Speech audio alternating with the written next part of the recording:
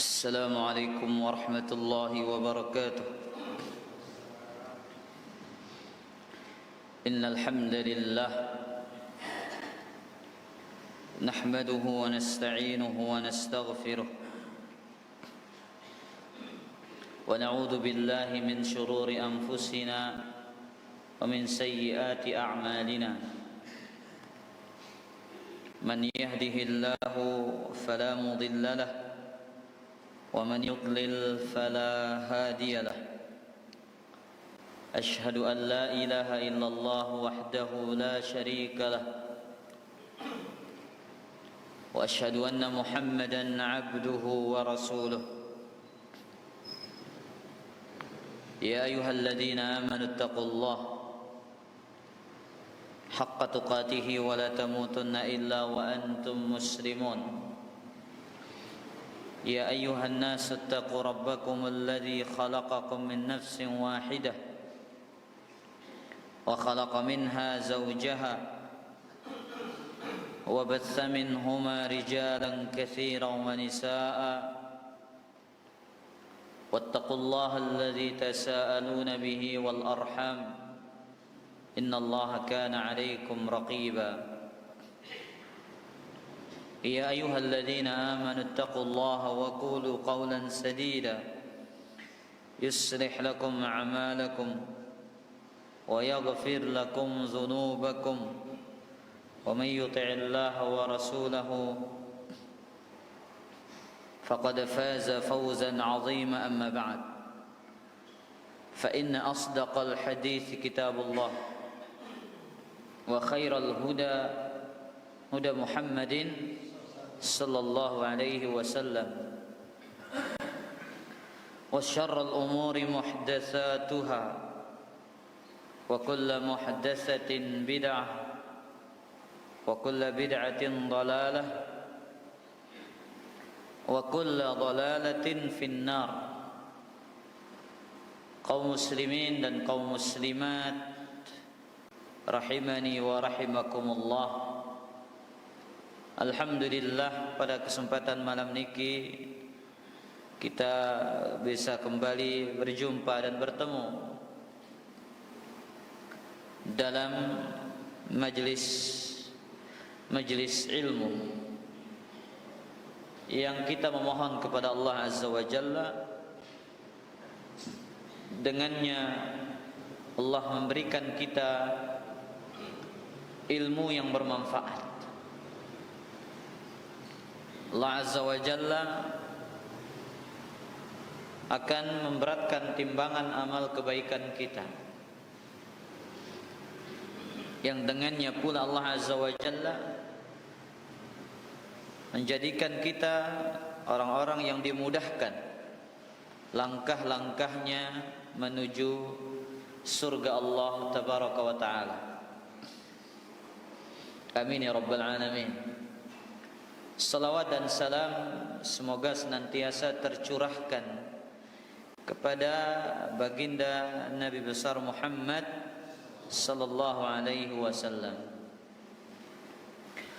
Kita masih membahas beberapa permasalahan sunnah. Terakhir kita membahas tentang salat sunnah boleh dilakukan dalam keadaan duduk. Kanggo nggawe salat sunnah orang itu mampu berdiri, sebagaimana ijma' kesepakatan para ulama yang disebutkan oleh Al-Imam An-Nawawi rahimahullahu ta'ala. Kemudian pembahasan malam ini kita lanjutkan dengan salatut tatawwu' fis safar, tentang salat sunnah ketika dalam keadaan musafir. Kana min hadi Rasul sallallahu alaihi wasallam fi safarihi al-iqtisar 'ala al-fard. Di antara petunjuk Nabi sallallahu alaihi wasallam ketika dalam keadaan musafir beliau mencukupkan diri dengan salat-salat wajib. Walam yuhfaz anhu sallallahu alaihi wasallam annahu shalla sunnatas salah qablaha wala ba'daha. Nabi sallallahu alaihi wasallam tidak dihafal dari beliau sallallahu alaihi wasallam beliau salat sebelum dan setelah salat wajib. Tidak melakukan qabliyah dan ba'diyah ketika dalam keadaan musafir. Kecuali dua salat.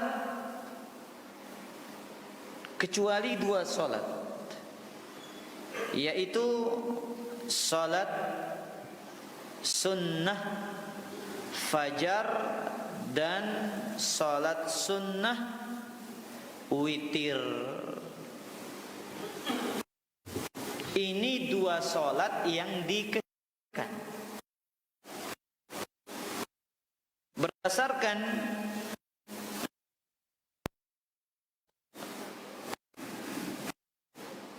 hadis yang disebutkan oleh beberapa para ulama di dalam kitab-kitab mereka, bahwasanya Nabi sallallahu alaihi wasallam tidaklah begitu besar perhatiannya terhadap salat sunnah daripada salat sunnah qabliyah sebelum subuh dan salat sunnah witir. Beliau sallallahu alaihi wasallam tidak meninggalkannya dalam keadaan musafir ataupun dalam keadaan mukim. Baik. Wa thabata annahu shalla salat ad-duha fi safar. Nah, ini tambahan.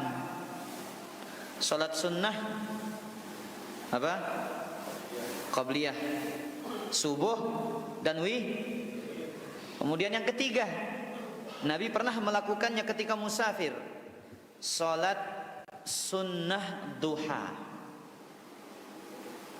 Sebagaimana dalam Sahihul Bukhari ketika Fathu Makkah, beliau sallallahu alaihi wasallam salat duha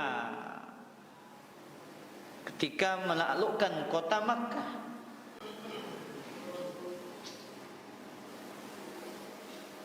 Kemudian juga yang keempat, Nabi sallallahu alaihi wasallam melakukan salat sunnah mutlak. Salat sunnah apa? Mutlak ketika musafir. Ini 4 salat sunnah yang dikecualikan. Sebagaimana dalam hadis Bukhari wa Muslim dari Amir ibn Rabi'ah, annahu ra'a an-nabiy sallallahu alaihi wasallam yusalli as-subhata bil-lail fi as-safari ala dhahri rahilatihi. Ya, beliau melihat Nabi sallallahu alaihi wasallam salat malam sunnah di malam hari di atas kendaraannya, di atas hewan tunggangannya. Dan hadis ini berbicara tentang salat apa? Salat sunnah mutlak. Berarti ikhwatal iman azani Allah wa iyyakum, ada 4 salat sunnah yang dikecualikan. Ya.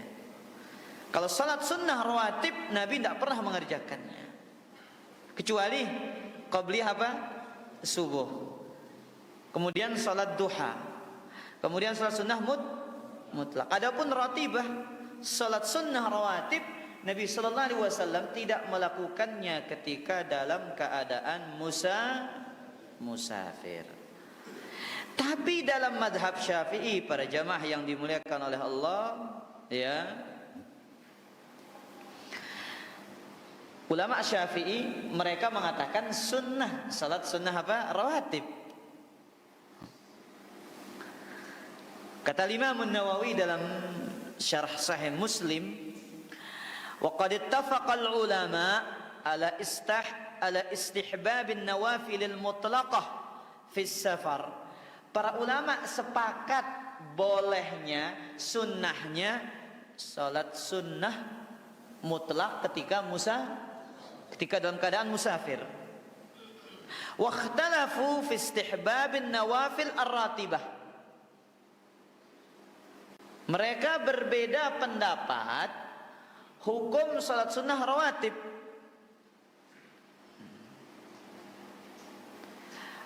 Fakarihaha Ibnu Umar wa akharun. Ulama yang lain ya memakruhkannya, dan itu diantara pendapat sahabat Abdullah bin Umar. Wastahabbaha Syafi'i wa ashabuhu wal jumhur. Para ulama Syafi'i dan para ulama Syafi'iyah, Imam Syafi'i dan para ulama Syafi'iyah, mereka mengatakan tetap sunnah salat sunnah rawatib dalam keadaan musafir. Baik, para jamaah yang dimuliakan oleh Allah. Nangka simbe si kuat ini berarti lebih dekat kepada dalil. Salat sunnah rawatib meskipun musafir, kuat adalah hukumnya tidak disunnahkan. Kenapa? Dalil yang tegas dalam hadis yang diriwayatkan oleh Al-Imam Al-Bukhari dan Al-Imam Muslim dari sahabat Abdullah bin Umar, qala sahibtu Nabi sallallahu alaihi wasallam, aku pernah mendampingi Nabi sallallahu alaihi wasallam, falam arahu yusabbih minas safar, aku tidak pernah melihat beliau melakukan salat sunnah rawatib ketika dalam keadaan safar, Ini pemberitahuan dari Umar. Kemudian beliau menyebutkan firman Allah Azza wa Jalla dalam surat Al-Ahzab ayat 21, laqad kana lakum fi rasulillahi uswatun hasanah. Sungguh terdapat bagi kalian pada diri Rasul SAW suri tauladan yang baik. Jadi Abdullah bin Umar, beliau tidak pernah melihat Nabi SAW salat sunnah rawatib. Nah, adapun salat yang 4 tadi, sebagaimana yang kita sebutkan, dalilnya sangat jelas. Dalilnya sangat apa? Sangat jelas. Hadis yang sangat banyak, bahkan imam yang 4 sepakat itu. Hanafi, Maliki, Syafi'i, Hambali, mereka sepakat mengatakan salat sunnah qabliyah sebelum subuh dan witir itu disunnahkan ketika meskipun dalam keadaan musafir. Baik. Kemudian ikhwatal iman azani Allah wa iyyakum. Berarti tidak disunnahkan seseorang melakukan salat sunnah rawatib dalam keadaan safar. Qala Ibnu Qayyim rahimahullah, berkata Ibnu Qayyim, wa hadza min fiqhihi anhu. Ini di antara sahabat Abdullah bin Umar. Fa inna Allah subhanahu wa ta'ala khaffafa 'anil musafir fi rubaiyati syatraha. Allah azza wa jalla meringankan salat bagi orang-orang yang musafir, salat 4 rakaat menjadi 2 rakaat.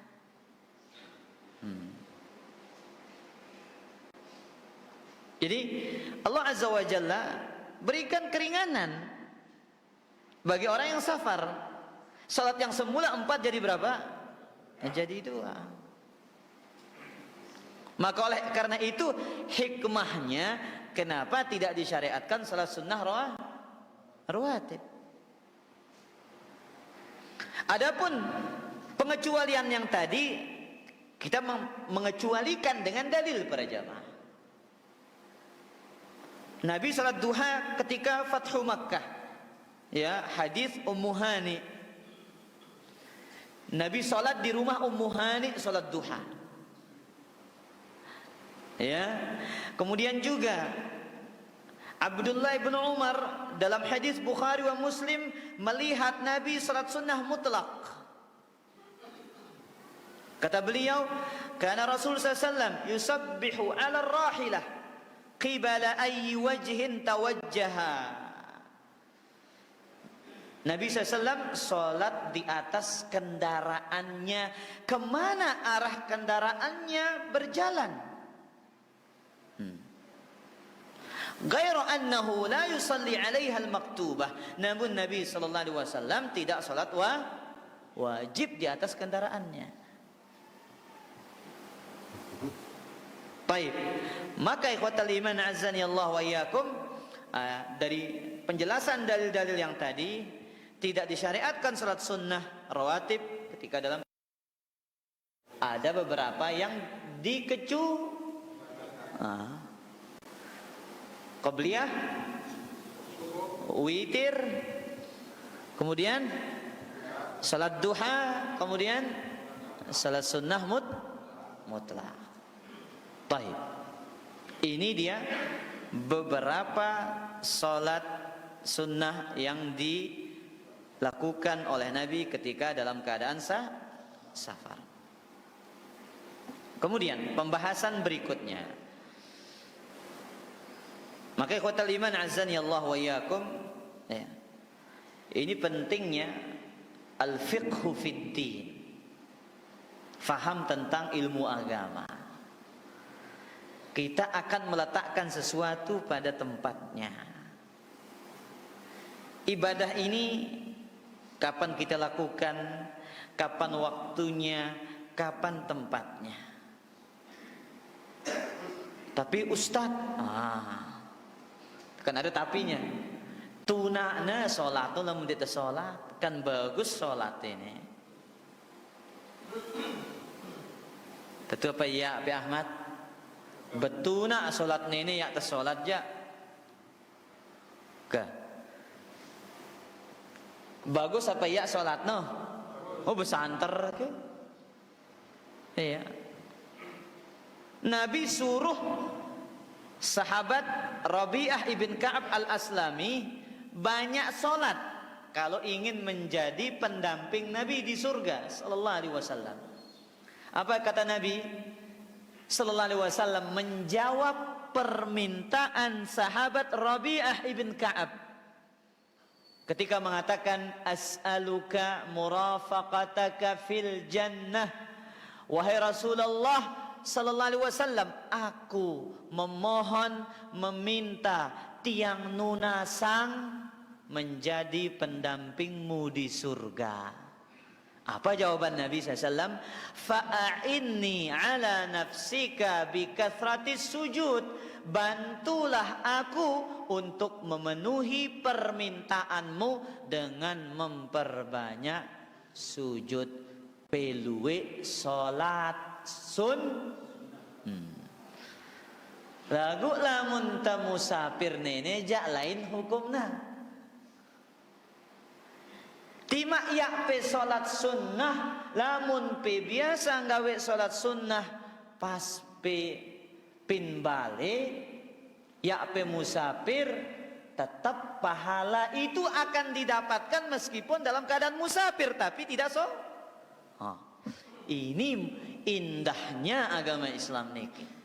Tetap dapat pahala para jamaah. Misalkan ya Pak Ahmad rutin salat sunnah rawatib. Kapan? Ketika mukim, ya ada safar tetap ada salat sunnah. Pas safar rida, ya ada salat. Ketika musafir dia tidak menunaikan salat sunnah rawatib. Akan tetap dicatat pahalanya. Nah, ini hebatnya kalau orang yang sudah terbiasa. Dalam hadis Bukhari, apa kata Nabi sallallahu alaihi wasallam? "Idza maridal 'abdu au safara."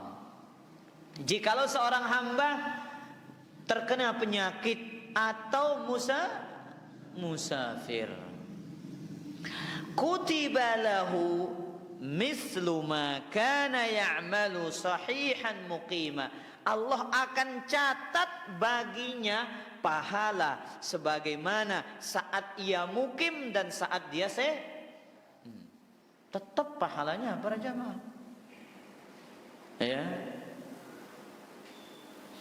Misal Ramli wah kena musibah, ya pola aku mantap irana. Ya ada mau salat sunnah, jarang salat sunnah misalkan. Nah, tapi kebiasaannya salat sunnah rawatib. Di saat dia sakit itu Allah akan tetap catat pahala salat sunnah rawatibnya. Para jamaah, itulah maha adilnya Allah kepada kita. Ya, itulah keluasan rahmat dan karunia Allah kepada kita. Ya, padahal dek tegawi ya, cuman itu biasa begawi. Tapi karena ada udzur safar, ada udzur penyakit, akan tetap mendapatkan catatan pahala yang sempurna. Siapa yang paham ini para jamaah? Orang yang belajar. Saya ingin paham kaidah ini dengan si belajar. Lamun tengah dua kalau tuna ada salat be. Tapi Abdullah ibnu Umar menceritakan kepada kita, Nabi itu tidak salat sunnah rawatib. Itu kebiasaan beliau saat musafir para jamaah. Makanya itulah ya konsep prinsip yang diajarkan oleh Rasul sallallahu alaihi wasallam kepada para sahabatnya. Baik. Kemudian pembahasan berikutnya, waslu salatit tatawwu'i bil fardi. Hukum menyambung salat sunnah dengan salat wajib. Pak Ahmad kanggo apa ndek? Sawi pe salat maghrib langsung botang pe salat sunnah 2 rakaat. Kanggo apa iya?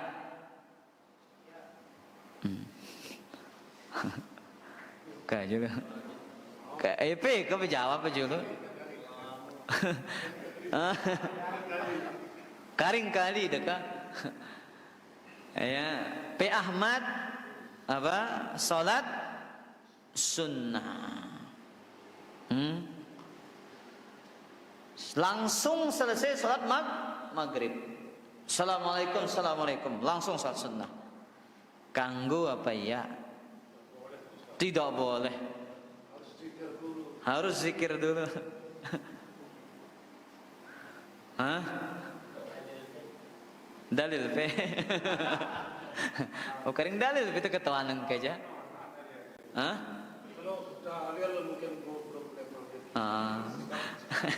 Kalau dalil belum sampai kan para jamaah no. Apa tangga? Taib, kita baca pendapat ulama Syafi'i dulu para jamaah. Pembahasan tentang menyambung sholat wajib dengan sholat sunnah. Kita baca ucapan ulama Syafi'i, baru kita sebutkan dalilnya. Qala An-Nawawi, berkata Imam An-Nawawi rahimahullah dalam kitab Syarah Sahih Muslim. Dalil yang beliau sebutkan hadis Muawiyah radhiyallahu taala anhu. Beliau mengatakan fihi dalilun lima qalahu ashabuna. Hadis Muawiyah adalah dalil yang menopang pendapat ulama-ulama kami madhab Syafi'i. Anna an-nafilata ar-ratibata wa ghairaha yustahabbu an yutahawwala laha an mawdi'il fariidah.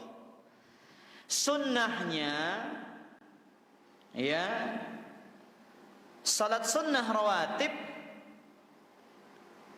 ketika dilakukan hendaklah berpindah dari tempat sholat wajib. Nah, perhatikan, salat sunnah rawatib dilakukan dengan berpindah dari tempat sholat wajib ila maudi'in akhar, kepada tempat yang lain. Wa afdaluhu at-tahawul ila al-bait, berpindah yang paling utama berpindah ke rumah. Paham apa ya para jamaah ini? Ya man? Nah, tulik dulu, ya paling utama. Loh balik dulu. Ya, tidak boleh bangun langsung disunnahkan apa? Ya, disunnahkan pindah. Baik, yang paling utama kata Imam An-Nawawi, langsung pindah ke mana? Ya, lebih baiknya pindah ke rumah. Artinya pulang dulu baru salat sunnah. Wa illa fa mawdi'in akhar min al-masjid aw ghairihi liyaksura mawadi'a sujudihi. Liyuksira mawadi'a sujudihi. Atau tempat yang lain yang ada di masjid, untuk memperbanyak tempat sujudnya. Berarti kenapa disyariatkan berpindah para jamaah? Tidak langsung menyambung sholat itu.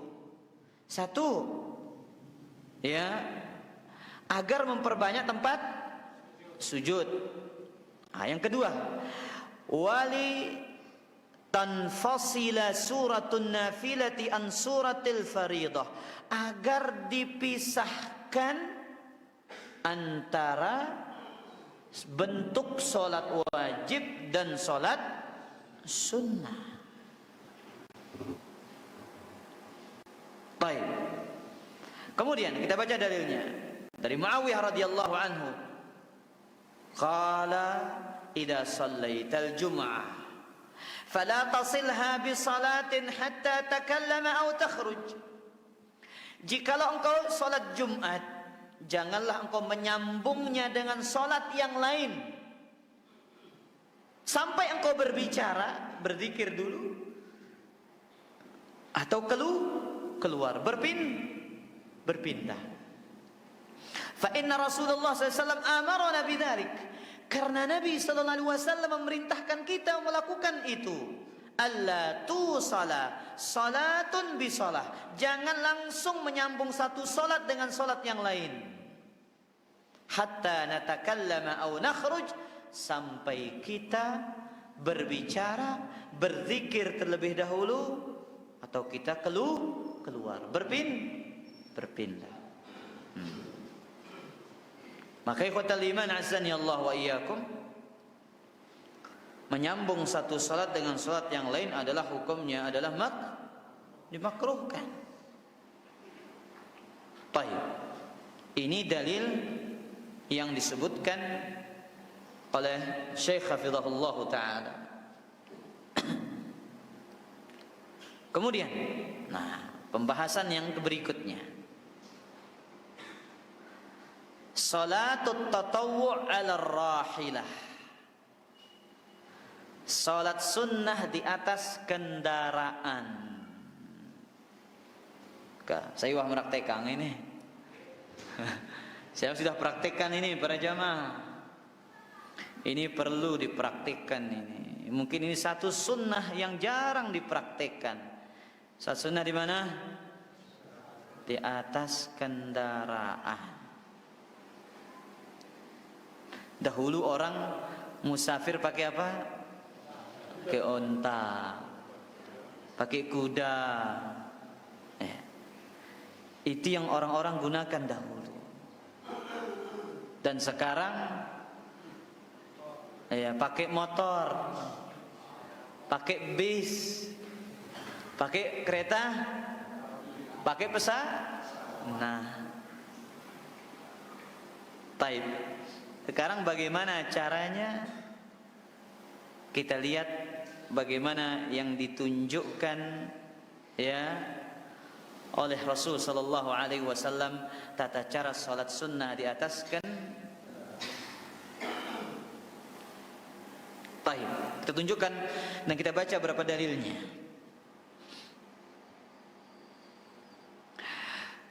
Hadis Abdullah bin Umar riwayat al-Imam Al-Bukhari dan al-Imam Muslim. Karena Rasulullah SAW yusabbih ala rahilah. Nabi sallallahu alaihi wasallam salat sunnah di atas kendaraannya. Qibala ayyi wajhin tawajjaha, ke arah mana kendaraan beliau berjalan.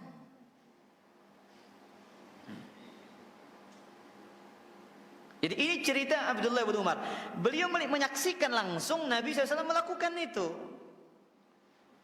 Wa yutiru 'alaiha, dan Nabi witir di atas kendaraannya. Nah,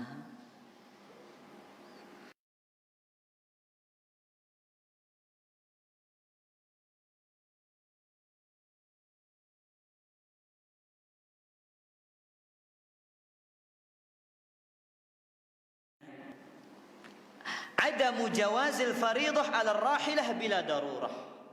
Tidak boleh salat wajib di atas kendaraan tanpa ada darurat. Kenapa para jamaah? Para ulama menyebutkan li alla yafutuhul istiqbal. Karena kalau salat di atas kendaraan, salat wajib di atas kendaraan, itu bisa jadi menjadikan dia tidak menghadap kiblat. Sedangkan di antara syarat sahnya salat itu adalah menghadap kiblat. Tapi kalau salat sunnah hukum berbeda. Amma inda darurah, kalau dalam kondisi darurat, misalkan di atas pesawat, antum masih belum, udah dekat waktu subuh, nanti landingnya jam 9 pagi, bareh waktu sholat pen bandara jam siwa jam 9, sholat di bandara jam 9 katanya. Iya, sholat subuh sudah terlalu telat. Maka di sini kalau ini darurat, kenapa? Akan habis keluar waktu sholat. Maka boleh dia sholat di atas kendaraan, di atas pesawat itu. Tapi kita nggak tahu kiblat, ijtihad. Ijtihad, kemana arahnya? Ya, disitulah ya kaidah umum yang berlaku, fattaqullaha bertakwalah kepada Allah. Kemudian annal ima huna yaqumu maqam ar-ruku' was sujud.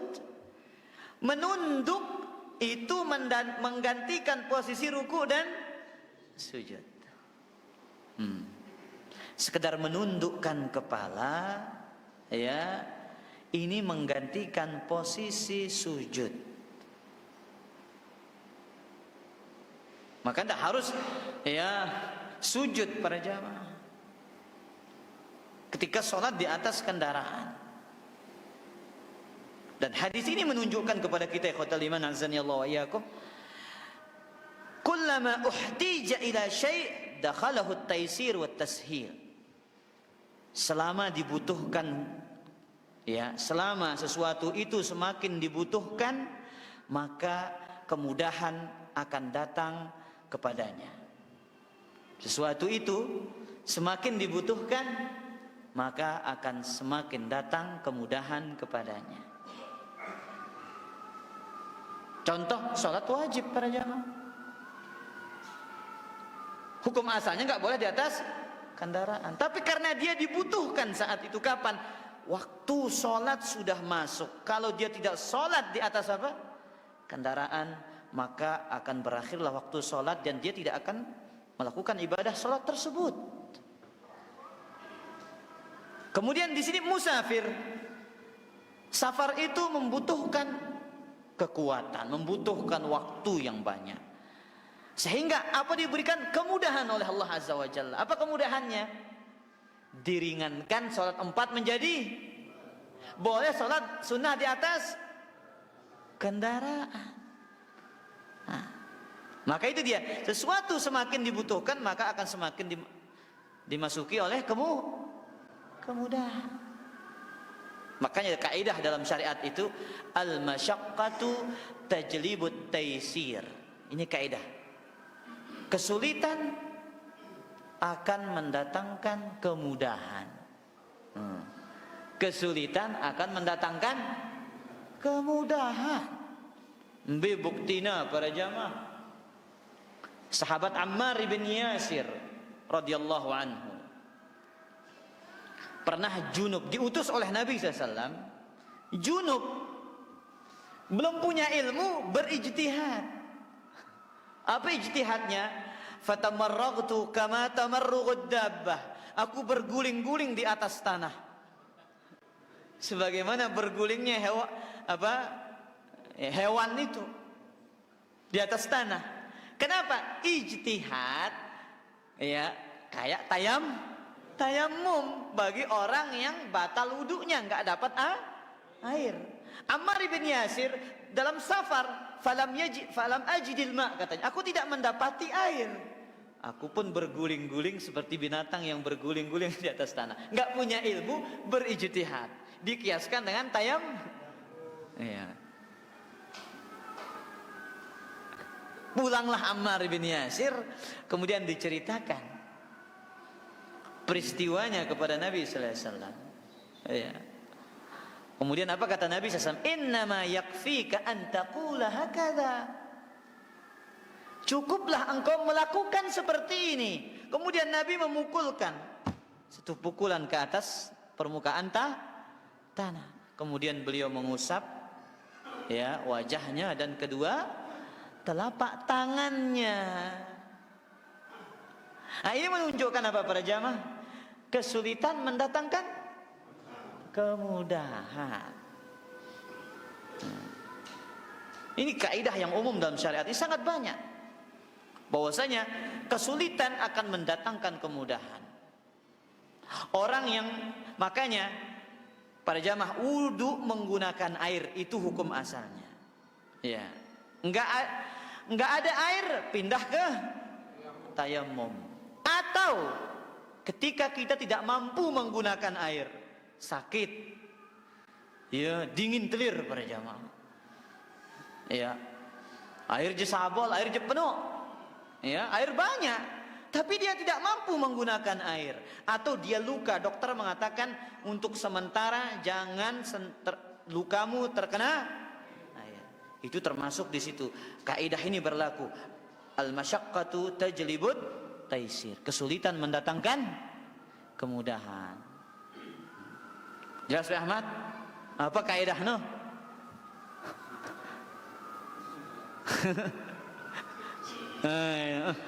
Padahal Pak Ahmad aja ndak ada. Samsul. Kesulitan mendatangkan kemudahan. Contoh.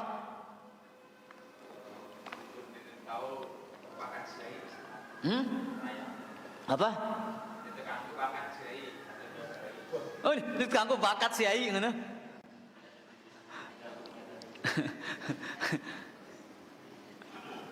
Boleh tidak menggunakan air ketika dalam kondisi dibutuhkan. Mana maksudnya? Ketika kita tidak mampu menggunakan air. Taib. Azan? Azan dulu para jamaah. Ya, sudah waktu ini. Mari kita azan dulu.